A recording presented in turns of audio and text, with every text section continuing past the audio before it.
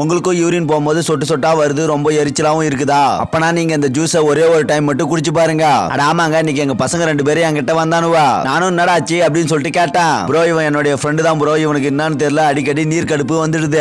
அதனால இவன் பாத்ரூம் உள்ள போனாலே வெளியே வரதுக்கு 2 மணி நேரம் இல்லைன்னா ஒரு 3 மணி நேரம் ஆகுது. சரி, உள்ள போய் என்னடா பண்ண இவ்வளவு நேரம் அப்படின்னு சொல்லிட்டு கேட்டாக்கா, எனக்கு யூரின் சொட்டு சொட்டா வருது, ரொம்ப எரிச்சலாக்குதுன்னு சொல்லிட்டு ஐவராம் ப்ரோ அப்படின்னு சொல்லிட்டு சொன்னான். டே பசங்களா, அவங்க கிட்ட எத்தனை டைம்ல சொல்றேன், வெயில் காலத்துல நம்ம உடலுக்கு தேவையான அளவுக்கு தண்ணி குடிக்கலனாக்கா நம்ம உடல்ல நீர் வறட்சி ஏற்படும். அப்படி நம்ம உடம்புல நீர் வறட்சி ஏற்பட்டாக்கா யூரின் போகும்போது சொட்டு சொட்டாவும் வரும், ரொம்ப எரிச்சலாவும் இருக்கும். சரிடா தம்பி, இதுக்கெல்லாம் நீ ஒன்னும் கவலைப்படாத. உன்னுடைய ஃப்ரெண்டுக்கு இருக்கிற இந்த பிரச்சனையை சரி செய்யறதுக்கு நான் ஒரு ஜூஸ் ஒன்னு போட்டு தரேன். அதை மட்டும் உன்னுடைய ஃப்ரெண்டு குடிச்சானாக்கா அவனுக்கு இருக்கிற பிரச்சனை எல்லாமே கையால பிடிச்ச மாதிரி நின்னு போயிடும். சரி வாங்கடா, அந்த ஜூஸை உங்களுக்கு போட்டு தரேன் அப்படின்னு சொல்லிட்டு நானும் பசங்களை கூட்டு கிளம்பிட்டேன். இதுக்கு தேவையான பொருள் நம்ம வீட்டு தோட்டத்தில் இருக்கக்கூடிய சொரக்கா.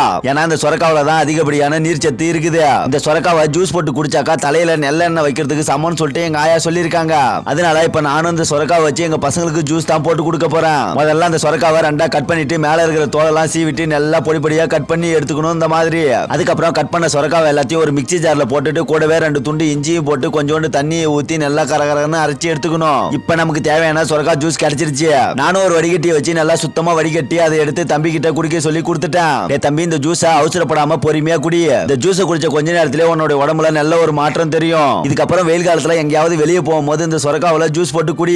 அப்படி நீ குடிச்சினாக்கா அந்த சொரக்காவில இருந்தே நம்ம உடலுக்கு தேவையான நீர் சத்து அதிகமா கிடைக்கும். அதுக்கப்புறம் வெயில் காலத்துல ஏற்படக்கூடிய சிறுநீரக கடுப்பு, சிறுநீரக எரிச்சல் எதுவுமே உனக்கு வராது. இதுக்கப்புறம் கண்டிப்பா எப்போதுமே இந்த ஜூஸை குடிக்கணும்டா அப்படின்னு சொல்லிட்டு நானும் தம்பியை மெல்லமா குடிக்க சொல்லிட்டேன். அப்புறம் நீங்க யாரெல்லாம் இந்த சொரக்காவில ஜூஸ் போட்டு குடிச்சிருக்கீங்கன்னு சொல்லிட்டு மறக்காம கமெண்ட் பாக்ஸ்ல கமெண்ட் பண்ணுங்க, நானும் தெரிஞ்சுக்கிறேன்.